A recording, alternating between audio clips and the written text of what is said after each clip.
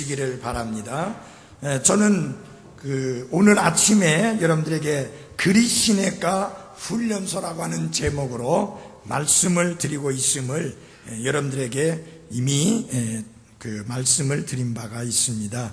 그런데 그 그리시네가의 훈련에 대하여 좀 더 자세히 말씀을 드리기 전에 그 배경을 지금 말씀을 드리고 있는 것입니다. 어느 날 엘리야가 타락한 아합 왕 앞에 나타나서 그가 던진 첫 번째 말은, 첫 마디 말은 무엇이느냐면은 자신은 살아계신 주 하나님과 관계가 있는 사람이라는 것을 밝힌 것입니다. 나는 바알 신하고 관계 있는 사람이 아니고 살아계시는 주 하나님과 관계가 있는 사람입니다 하는 것을 밝혔습니다. 그것을 그는 이런 말로 표현했습니다. 주 이스라엘의 하나님께서 살아계심을 두고 라고 이렇게 표현을 했습니다. 그것은 자신의 신앙에 대한 거리낌이 없는 고백입니다. 뿐만 아니라 지금 아합 왕이 무시했던 이스라엘의 하나님에 대한 관심을 촉구하는 그런 말씀이기도 합니다.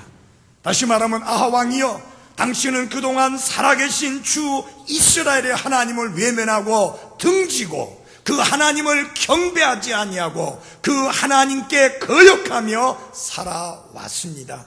당신은 바알 신이 진정한 하나님인 줄 알고 이제까지 섬겨왔는데 내가 이제 분명히 밝힙니다. 이스라엘의 주 하나님은 살아 계십니다. 이제 당신은 그 하나님께 대하여 관심을 가져야 됩니다. 그분이 무슨 말씀을 하셨는지 그 말씀에 귀를 기울이셔야만 합니다. 그렇게 촉구하는 것입니다.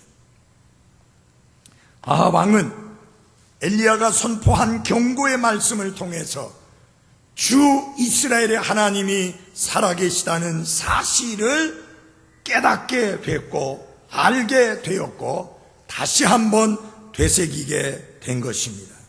사실상 그동안 주 이스라엘의 하나님이 살아계시다는 이 엄정한 사실은 명백하게 의문시 되어 왔습니다.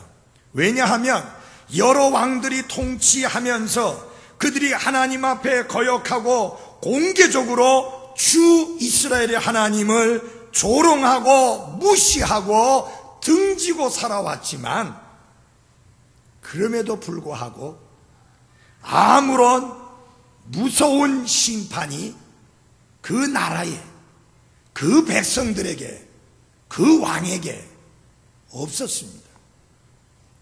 그로 인해서 이스라엘 백성들은 주 이스라엘의 하나님은 살아계시지 않는다는 생각을 가지게 되었고 더 깊이 바알을 섬기는 우상 숭배에 빠지게 된 것입니다.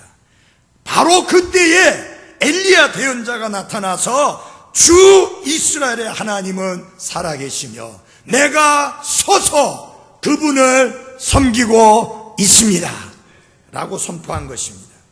그러면서 이렇게 말합니다. 내 말이 있지 아니하면 이 몇 년 동안 이슬이나 비가 있지 아니하리라. 엘리야가 선포한 이 메시지는 매우 무시무시한 경고의 메시지입니다.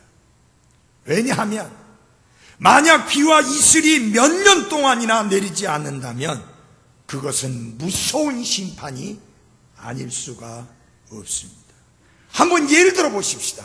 우리나라 같이 비가 많이 오는 나라, 습도가 많이 높아 있는 나라, 이슬이 잘 내리는 나라, 이런 나라라 할지라도 3년 이상 비가 내리지 아니하고 이슬이 내리지 않는다고 하면 어떤 상황일까 상상해 보시기를 바랍니다.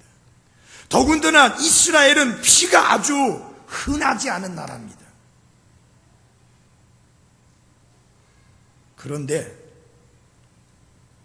몇 년 동안 이슬이나 비가 내리지 않겠다고 하는 이런 경고의 말씀은 무시무시한 심판의 메시지입니다.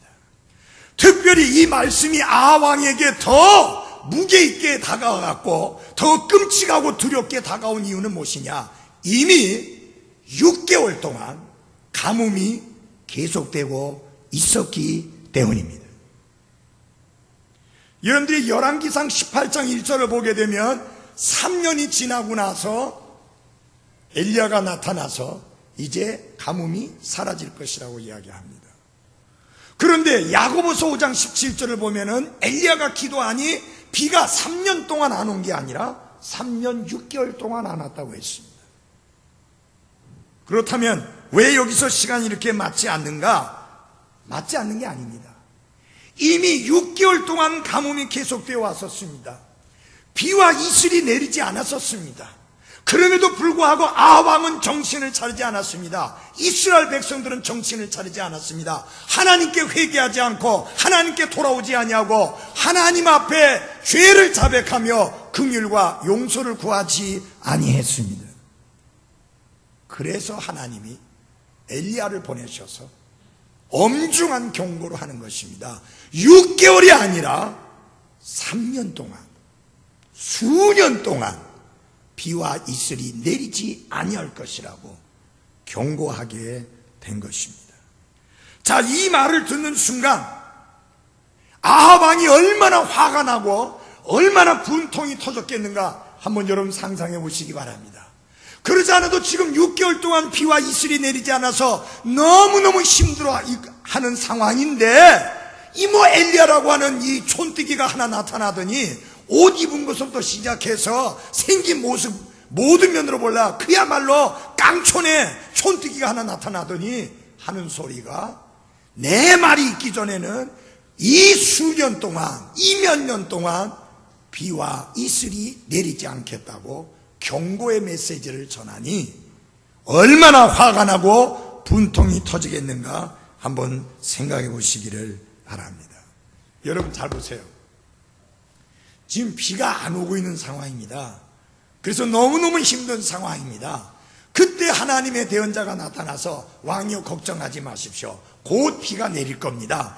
이래도 환영받기가 쉽지 않은데 한다는 소리가 지금 6개월 동안 비와 이슬이 내리지 않았는데 앞으로 몇 년 동안 이 일이 계속될 겁니다 라고 경고의 메시지를 전하니 얼마나 아하왕이 분통 터졌겠는가 한번 생각해 보시기 바랍니다. 어쩌면 아하왕은 이 엄청난 경고의 메시지를 전하는 엘리야를 당장 죽이고 싶었을 것입니다. 그러나 엘리야는 조금도 두려워하지 아니하고 아하왕 앞에 당당하게 서서 분명하게 하나님의 심판의 말씀을 선포했습니다. 한 나라의 군주에게 그의 손가락 하나에 수많은 사람의 목숨이 왔다 갔다 하는 그 권력자에게 불쾌한 심판의 말씀을 조금도 두려움 없이 조금도 흐트러짐이 없이 담대하게 선포하는 엘리야의 용기, 이게 어디서 나왔느냐 하는 것입니다. 아하왕이 한마디만 명령을 내리면 엘리야의 목은 바로 땅에 떨어지고 마는 그런 권력자 앞에 가가지고 지금도 이미 6개월 동안 그런 끔찍한 가뭄이 있었는데 앞으로 몇 년 동안이나 계속된다는 경고의 메시지를 전하는 엘리야, 얼마나 밉상받을 만한 사람입니까? 그러나 엘리야는 목숨이 하나밖에 없는 사람이었고 목이 하나밖에 없는 사람이었지만 하나님이 주신 말씀이기에 담대하게 용기 있게, 그것도 백성들 앞에서가 아니라 왕 앞에 찾아가 말씀을 선포하게 됩니다. 우리는 여기에서 엘리야의 뭘 보느냐? 용기와 담대함을 봅니다.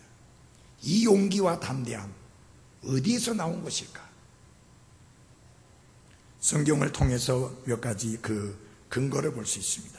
첫째는 뭐냐면 엘리야의 기도입니다. 다 같이 합시다. 엘리야의 기도.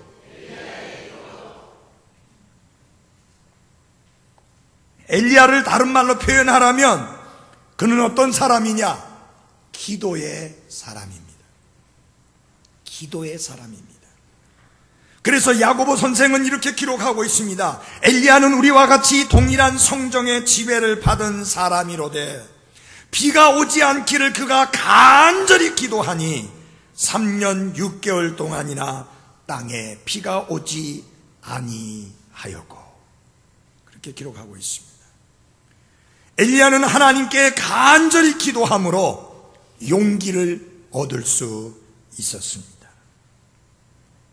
엘리야의 간절한 기도와 간구에 의해서 그는 능력과 더불어 하나님께로부터 용기를 얻을 수 있었던 것입니다. 근데 우리가 분명히 생각해야 될 것은 무엇이냐면은 엘리야가 아합 왕 앞에 모습을 드러낸 후부터 간절히 기도를 시작한 것이 아니라 그보다 6개월 전부터 그는 간절히 기도해 왔던 것입니다.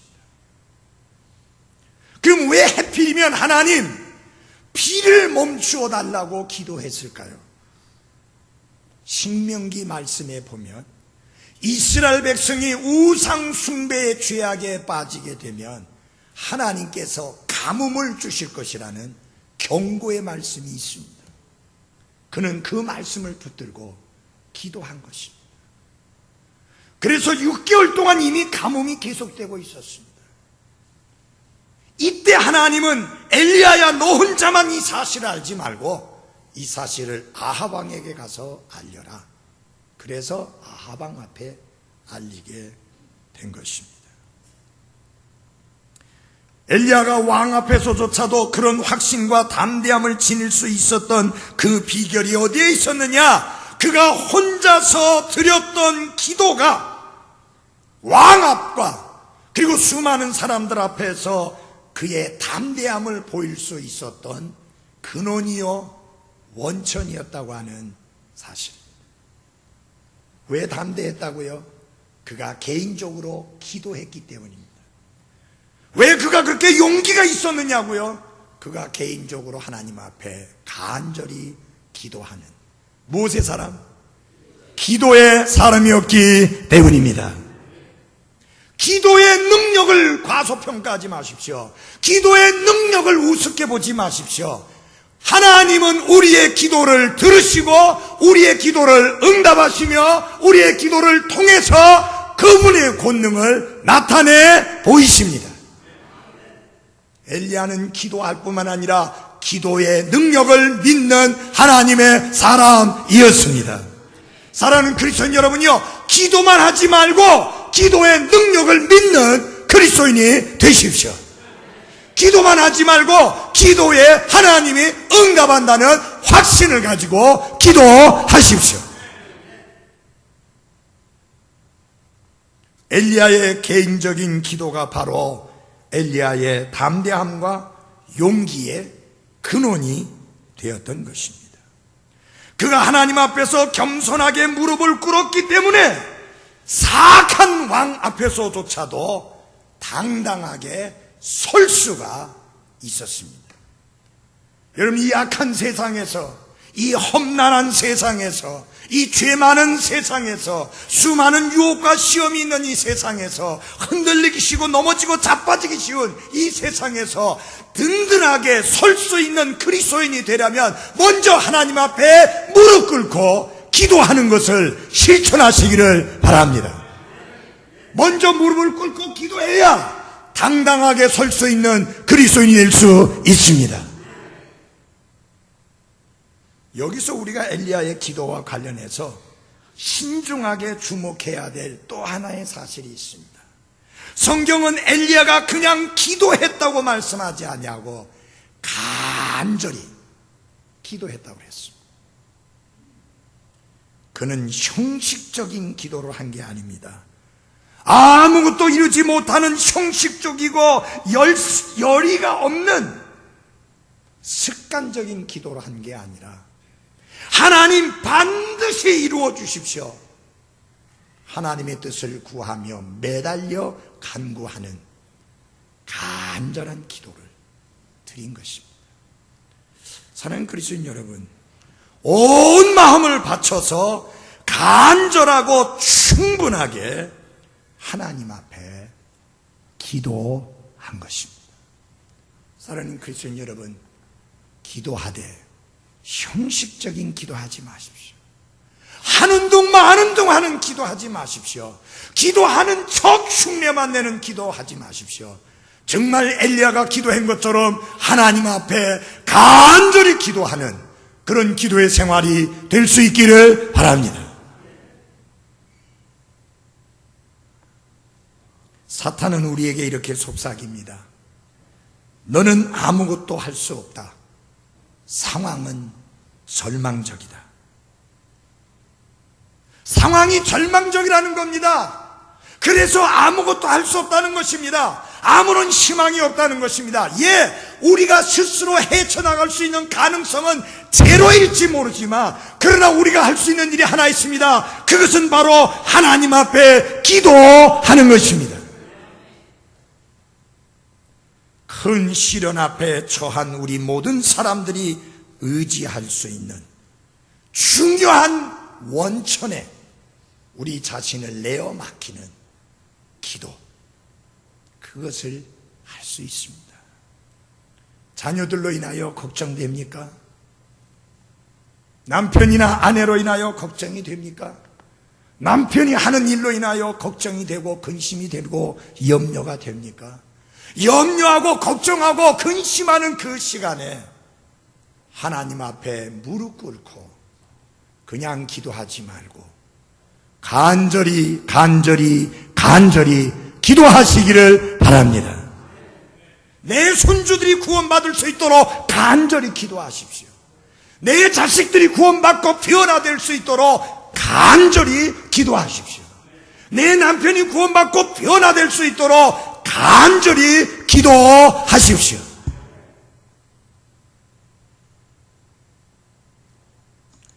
우리는 간절히 기도해보지도 않고 그저 적당하게 겨우 형식적으로 기도해놓고 기도가 별 의미가 없다라고 그렇게 넘어가면 안 됩니다.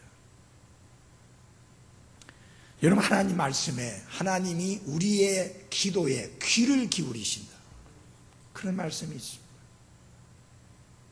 우리의 기도에 그분이 귀를 기울이십니다. 그냥 듣고 귀만 기울이고 끝나는 것이 아니라 이제는 하나님께서 우리의 기도에 응답하시는 하나님이심을 감사하고 찬양하십시다. 우리는 사람들에게 가서 부탁을 합니다.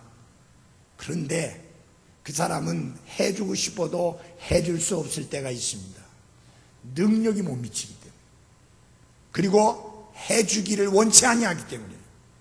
그런데 우리 하나님은 해주기도 원하실 뿐만 아니라 해주실 수 있는 권능이 충만하신 분이십니다. 걱정하는 대신에, 염려하는 대신에, 근심하는 대신에 하나님 앞에 무릎 꿇고 간절히 기도하시기 바랍니다. 이 목사님 간절히 기도하려면 새벽 기도해라 해야죠. 다윗도 보니까 내가 새벽에 부르짖으리니 그가 나에게 응답하시리라. 예, 새벽에 기도하십시오. 멀리서 여기까지 온다고 애쓰지 말고 집에서 기도하십시오. 여기 왔다 갔다 할 시간에 집에서 기도하면은 엄청나게 기도 많이 할 수 있습니다. 요 왔다 갔다 하다 보면 여기 와서 기도하는 시간은 5분, 10분이고 왔다 갔다 시간은 1시간이고, 그건 뭔 지혜예요? 지혜 아닙니다. 예배당에서 새벽 기도하는 그런 교회는 세계에서 거의 없습니다. 새벽 기도 안 하는데 우리나라만 특이하게 이게 아주 뛰어나 있어요. 그리고 새벽에 기도한 것을 갖다가 내가 새벽 기도에 나가는 것은 무슨 큰 공로처럼 막 자랑하고 무슨 굉장한 업적을 이룬 것처럼 자랑하려고 하는데, 여러분, 기도는 업적도 아니고 자랑도 아니에요. 누가 호흡하면서 큰 소리 치는 사람이 있어요? 나 호흡한다? 알아? 이렇게 자랑하는 사람이 있어요? 기도는 호흡과 같은 것인데 호흡하면서 자랑하면서 그게 무슨 대단한 업적을 이룬 것처럼 뽐내는 사람이 있어요? 없습니다. 집에서 기도하십시오. 그 대신에 그냥 기도하지 마십시오. 어떻게 기도하라고요? 큰 소리로 다 같이 어떻게 해요? 간절히 기도하십시오.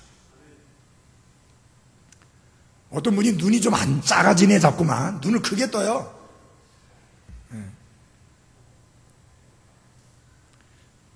그래서 기도가 효력 있고 능력 있는 기도가 되려면 하나님의 말씀에 근거해서 해야 합니다. 말씀을 붙잡고 말씀을 의지해서 기도해야 합니다.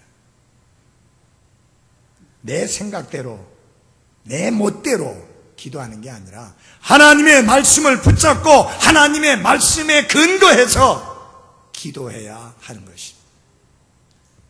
기도 내용이 있어야 돼요. 30분 동안 기도하는데요, 아버지하고 주여 외에는 아무 소리도 안 나오더라고요. 그건 기도 아니에요, 여러분. 기도는 내용이 있어야 돼요. 무엇을 하나님이 어떻게 해주시기를 원하는지 말씀을 드리십시오. 근데 그 기도에 제일 중요한 것이 있습니다.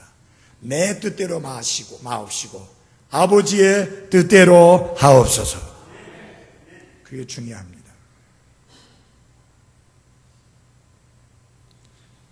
지난번에 목사님들하고 만나는 중에 어떤 분이 재미있는 농담을 하셨어요. 차를 타고 가고 있는데 여기 가운데 앉았는데 옆에 예쁘게 생긴 날씬하게 여자가 있고 한쪽에는 아줌마, 뚱뚱한 아줌마가 앉아 있었습니다. 앉아 있는데 이 두 사람이 다 조는 거예요. 그래서 그 예쁜 여자가 자기 쪽으로 이렇게 쓰러지니까 주의 뜻대로 하옵소서. 반대로 뚱뚱한 아줌마가 또 옆 자기 쪽으로 넘어지니까 시험에 들지 말게 하옵소서.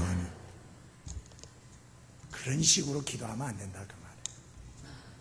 하나님의 말씀에 따라서 하나님의 말씀에 입각해서 기도하십시오.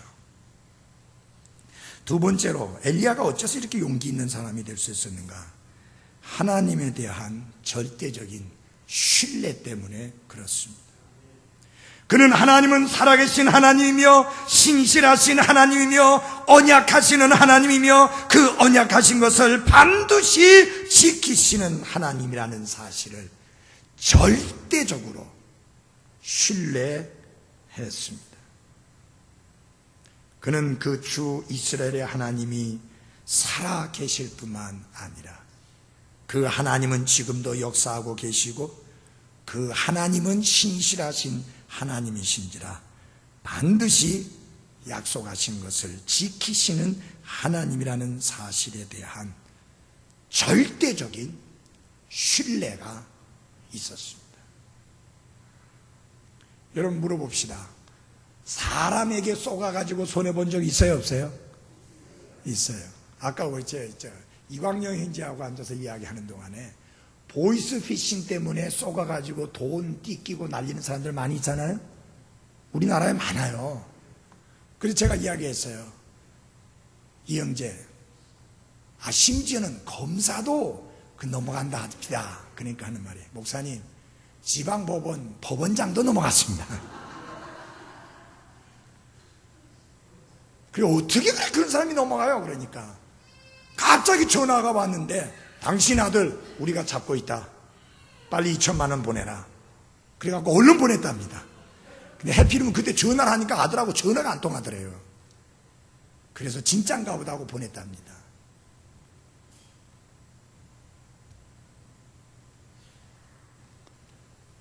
참 철석같이 믿었는데 속은 거였잖아요. 맞아요? 여러분이 하나님을 절대적으로 신뢰했을 때 하나님은 절대로 여러분에게 실망을 끼치거나 손해를 끼치지 아니하십니다. 왜 사람들의 말은 그렇게 절대적으로 신뢰하면서 하나님, 거짓말 하실 수 없는 하나님은 왜 그렇게 절대적으로 신뢰하지를 못하고 자꾸만 하나님께 항의하고 불평하고 원망을 하면서 그 하나님께 대한 참된 신뢰를 보이지 못합니까? 엘리야는 온 이스라엘 백성이 주 이스라엘의 하나님은 죽었고 더 이상 계시지 않고 오직 바알만이 우리의 신이라고 섬기고 있을 때 담대하게 서서 아니다, 내가 서서 섬기는 주 이스라엘의 하나님만이 참되신 하나님이라고 외쳤던 하나님의 사람입니다. 하나님께 대한 절대적인 신뢰가 그에게 있었기 때문입니다.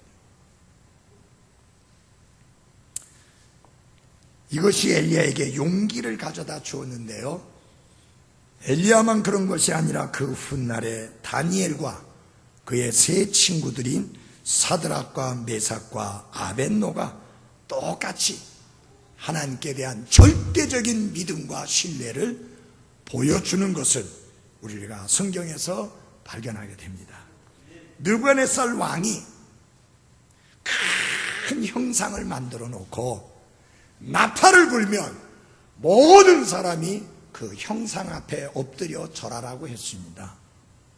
그런데 이 상황 속에 다니엘이 나오지 않는 거 보면 혹시 다니엘은 딴 곳에 가 있었는지 사드락과 메삭과 아벳느고 요 세 사람만 아무리 나팔을 불어대도 엎드려 절하지를 않았습니다.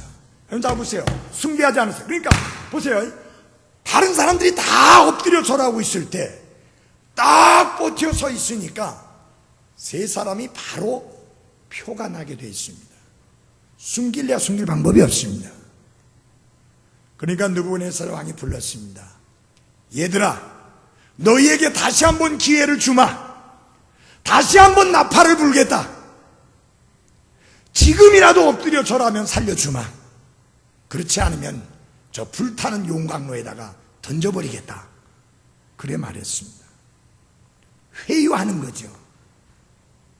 마음을 돌리도록 꼬셔보는 거예요. 지금 여러분, 이때 사드락과 메삭과 아벳느고가 뭐라고 대답했는지 들어보십시오.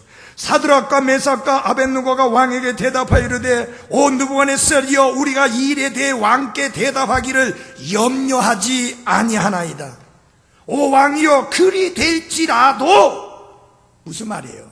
용광로 속에 들어가게 될지라도 우리가 섬기는 우리 하나님께서 맹렬히 불타는 용광로에서 능히 우리를 건져내시겠고. 아멘. 이게 놀라운 신앙이에요. 근데 더 놀라운 신앙이 어디 나오느냐 하면은요, 또한 그분께서 왕의 손에서 우리를 건져내시리다. 그 다음에 중요한 게 But 그러나 그리하지 아니하실지라도, 건져내지 아니하실지라도, 오 왕이여, 우리가 왕의 신들을 섬기지 아니하고 왕께서 세우신 금 형상에게 경배하지도 아니할 줄을 왕은 아옵소서. 하나님께 대한 절대적인 신뢰의 믿음인 것입니다. 예, 하나님이 건져주십니다. 그러나 그리 아니하실지라도 우리는 절대로 형상 앞에 경배하지 아니할 것입니다. 왕이 화가 나가지고 평소보다 7배나 뜨겁게 하라고 그랬습니다. 던지던 신하들이 죽었습니다. 용광로 속에 던져놓던 신하들이 너무 뜨거워서 던져놓던 신하들이 죽었는데, 던져진 사람들 세 사람은 그 불 속에서 걸어다니면서 즐기고 있었어요. 하나님을 찬양하고 있었어요. 근데 거기 누가 있었느냐? 예수님이 함께 계셨습니다. 그 고난의 현장에, 그 두려움의 현장에, 그 무서운 시련의 현장에 그들만 놔둔 것이 아니라 예수님이 말씀하신 대로 세상의 끝날까지 함께 하시겠다는 그 예수님이 그 세 사람들과도 함께 하셨던 것입니다. 우리가 세 사람을 놓지 않았느냐? 근데 네 사람이 저 안에 있지 않느냐? 근데 네 번째 사람은 하나님의 아들 같다. 그렇습니다. 하나님은 이를 보호하시고 지키십니다. 하나님을 절대적으로 신뢰한다면.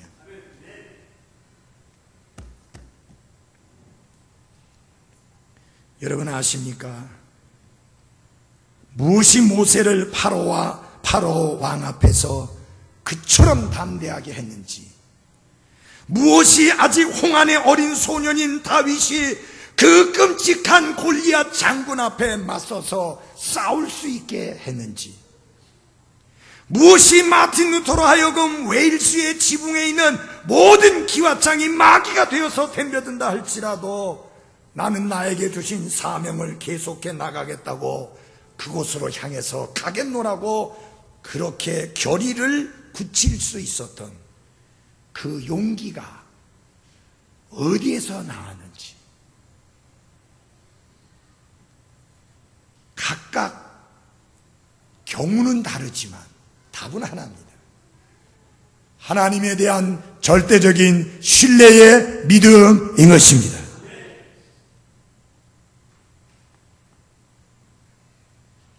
그래서 하나님께서 이렇게 말씀하십니다. 너는 알지 못하였느냐? 너는 듣지 못하였느냐? 영존하시는 하나님, 주 곧 땅 끝의 창조자는 기진하지 아니하시고 피곤하지 아니하시며 그분의 명철은 찾을 길이 없도다. 그분께서 기진한 자들에게 능력을 주시며 힘이 없는 자들에게 힘을 더하시느니라. 심지어 소년들도 기진하고 피곤하며 청년들도 완전히 쓰러지되 오직 주를 우러러 바라는 자들은 자기 힘을 회복하리니 그들은 독수리같이 날개치며 올라갈 것이요 달려가도 피곤하지 아니하고 걸어가도 기진하지 아니하리로다. 하나님이 이렇게 약속했습니다. 살아계신 하나님 외에 그 누가 그분의 종들에게 이런 말씀을 할 수 있겠습니까? 너는 두려워하지 말라, 내가 너와 함께 하느니라. 놀라지 말라, 나는 네 하나님이니라. 내가 너를 강하게 하리라. 참으로 내가 너를 도와주리라. 참으로 내가 내 의의 오른손으로 너를 떠받쳐 주리라. 이 하나님이 나의 아버지요, 이 하나님이 나의 보호자요, 이 하나님이 나의 피난처요, 이 하나님이 나의 산성인 것을 잊지 마십시오. 하나님께 대한 절대적인 신뢰, 그게 엘리야로 하여금 용기 있게 만들었습니다. 여러분, 우리 교회가 규모가 작습니다. 그래도 같은 믿음을 가진 사람들이 여기 이렇게 있다고 하는 사실이 우리를 얼마나 용기 있게 만드는지 모릅니다. 근데 엘리야는 달랑 혼자서 왕궁에 들어갔습니다. 아무도 없습니다. 혼자였었습니다. 그런데 담대했습니다. 그런데 용기가 있었습니다. 그 누구도 무서워하거나 그 누구도 두려워하거나 그 누구에 대해서도 공포에 사로잡히지 않았습니다. 왜요? 그가 기도의 사람이었기 때문에. 왜요? 하나님을 절대적으로 신뢰했기 때문에. 왜요? 하나님의 말씀에 대한 절대적인 신뢰 때문입니다.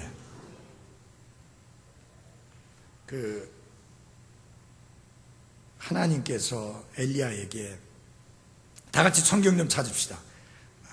열왕기상 17장 찾아주십시오.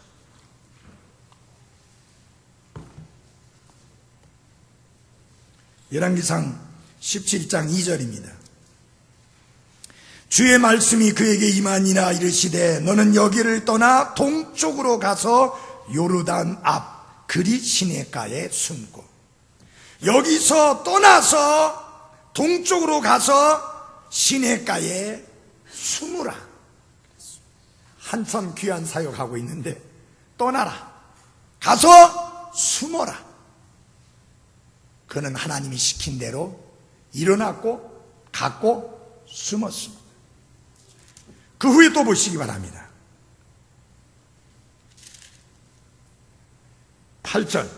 주의 말씀이 엘리야에게 임하니라. 이르시되 너는 일어나 시돈에 속한 사르밧으로 가서 거기 거하라. 보라, 내가 그곳에 과부 여인에게 명령하여 너를 돌보게 하였느니라 하시니라. 엘리야가 부인이 있었는지 없었는지 잘 모르겠어요. 근데 과부 집에 가가지고 거하라고 하면 난 안 갈 것 같아. 하나님 절대 안 됩니다. 어떻게 여자 혼자 있는데 갑니까? 그것도 남편도 없이 혼자 있는데 안 됩니다. 안 됩니다. 근데 도대체 이 엘리야라는 사람은 어찌 된 사람인지, 가라 하면 가고, 머물라 하면 머물고, 숨으라 하면 숨고, 하나님이 말씀하실 때마다 항상 순종했습니다. 이게 어떻게 가능합니까? 하나님의 말씀에 대한 절대적인 전폭적인 신뢰 때문에 가능한 것입니다. 하나님의 말씀에 전폭적인 신뢰를 두고 그분의 말씀대로 하면 내 삶이 놀랍게 변화된다는 확신을 가지고 있었기 때문에 그는 하나님이 시키시는 대로 그대로 순종할 수가 있었습니다. 여러분, 말씀에 대한 전폭적인 신뢰와 믿음, 이게 이 시대에 여러분과 저에게 절실히 필요한 믿음입니다. 엘리야는 신명기 11장 16절 17절 말씀을 읽었잖아요. 알고 있잖아요. 이스라엘이 우상 숭배를 하면 가뭄으로 망한다는 것. 그는 그 하나님의 말씀을 신뢰했고 하나님이 그 말씀을 행하실 것을 신뢰했습니다. 그런데 여러분, 잘 들어주십시오. 오늘날 하나님의 말씀을 경외하고 두려워하지 아니하고 하나님께 대한 절대적인 신뢰를 보이지 아니하고 하나님의 말씀을 가볍게 여기고 하나님의 말씀을 소홀히 여기고 하나님의 말씀을 두려워하지 아니하고 하나님의 말씀을 거역하는 것을 우습게 여겨서 그렇게 행했다가 끔찍한 결과를 보는 사람들이 많이 있습니다. 여러분, 이 말씀이 살아있는 거 믿습니까? 이 말씀이 능력으로 역사하는 거 믿습니까? 이 말씀대로 하면 하나님이 약속해 주신 대로 그의 삶이 축복을 받고 이 말씀을 거역하고 대적하면 저주를 받는다는 거, 화를 당한다는 거, 그거 믿어요? 근데 이 말씀을 안 믿은 사람이 있었어요. 다 같이 16장 24절을 열어주십시오.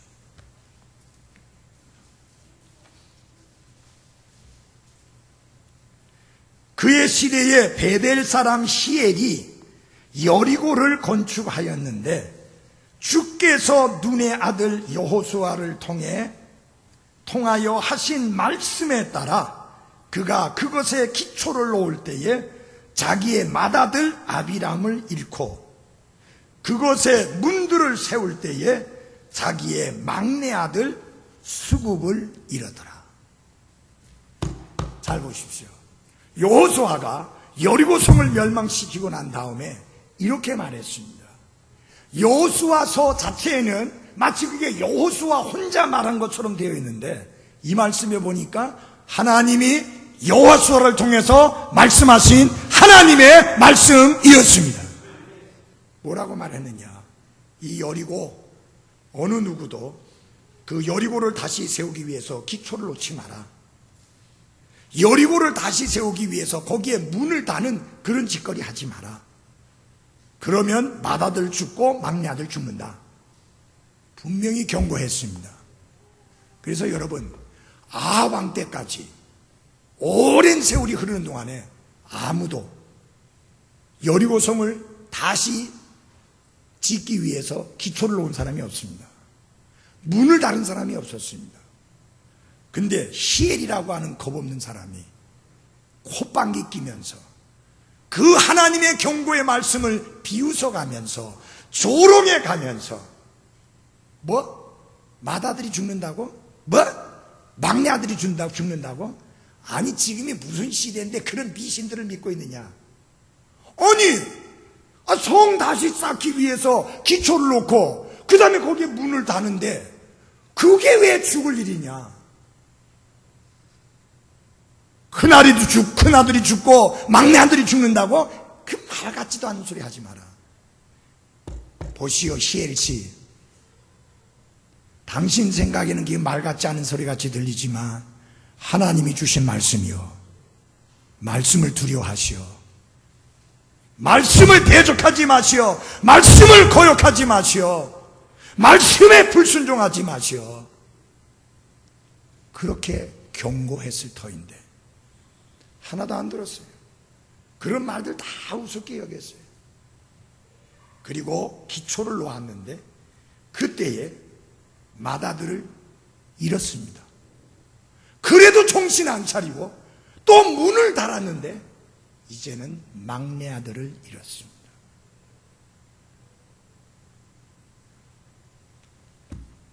여러분, 하나님의 말씀, 제가 들고 있는 66권으로 되어진 성경 전서, 이거 사람의 말이 기록되어진 책이 아니라 하나님의 거룩한 말씀이 기록되어진 책입니다. 이 책에 기록되어진 모든 말씀은 진리입니다. 이 책에 기록된 모든 말씀은 기록되어진 대로 반드시 이루어집니다. 이 말씀을 두려워하십시오. 이 말씀을 존중하십시오. 말씀은 권능이 있고 살아있습니다. 이 말씀을 절대적으로 신뢰했던 엘리야, 그는 왕조차도 두려워하지 않는 담대한 사람이 되었고, 이 말씀을 절대적으로 신뢰했던 하나님의 사람들, 심지어 불이 펄펄 타는 용광로 속에 들어가면서도 그 신앙을 굽히지 않는 모습을 보였습니다. 하나님의 말씀에 대한 신뢰 때문에 그렇습니다. 여기 우리 손에 오염되지 않은 말씀, 변질되지 않은 말씀, 변개되지 아니한 말씀이 있는 것을 인해 하나님께 찬양을 드립니다. 이 말씀을 두려워하며 존중하며 이 말씀의 빛을 따라 살아가기를 바랍니다. 목사님, 저 이 말씀대로 안 해봤는데도 뭐 아무 일 없대요. 하늘에서 벼락이 내린 것도 아니고, 뭐 또 하나님이 천사 보내가지고 칼을 휘둘러가지고 다치게 한 것도 아니고, 그것도 없어요. 괜찮아요. 둘 중에 하나예요. 둘 중에 하나예요. 여러분이 구원받지 않는 사람이든지, 구원받지 않은 사람은 하나님 내버려 놔둬요. 구원받지 않은 사람에게 징계가 없어요. 징계는 자녀에게만 있어요. 내가 멋대로 마음대로 행했는데도 아무 일 없으면 당신이 구원받지 않은 사람이에요.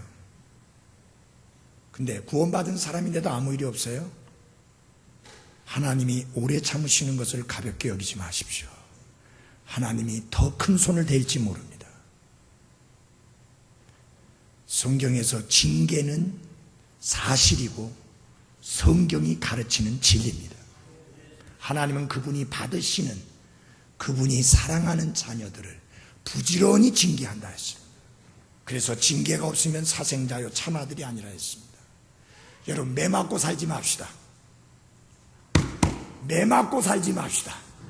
매 안 맞고 살 수 있는 길이 있는데 우리 매 맞고 살지 말고 하나님의 말씀에 순종하면서 순종의 능력을 맛보며 살아가는 성도들 되시기를 바랍니다. 기도하겠습니다.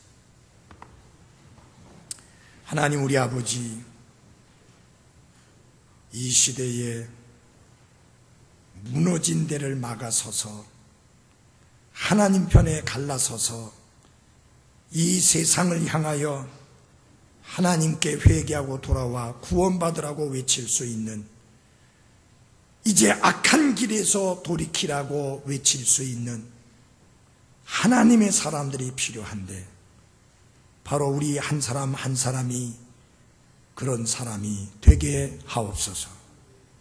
엘리야와 같이 용기 있는 하나님의 사람이 되어지도록 하나님께 대한 철저한 절대적인 신뢰와 하나님의 말씀에 대한 절대적인 믿음과, 그리고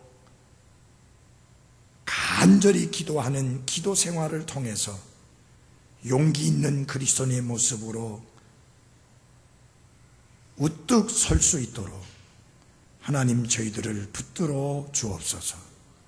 적당하게, 비겁하게, 게으르고 나태하게, 형식적으로 신앙생활 하는 분들, 하나님 아버지 돌이키게 도와주시고 바로 할 수 있도록 붙잡아 주옵소서. 주님, 과거에 하나님이 엘리야를 통해서 놀라운 역사를 이루셨던 것처럼 이 시대에 또한 우리를 통해서 하나님의 영광스러운 사역을 이루어 주옵소서. 이사야 대언자처럼 내가 여기 싸우니 나를 써 주시옵소서라고 헌신할 수 있는 한 분 한 분들이 되게 도와주옵소서. 예수님의 이름으로 기도했사옵나이다. 아멘. 우리 찬송가 한 장만 일어나서 부르겠습니다. 나주 따르리 나 하는 찬송이 있는가요? 제가 본 것 같은데.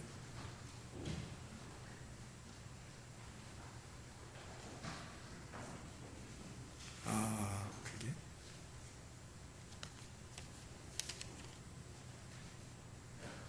예, 484장.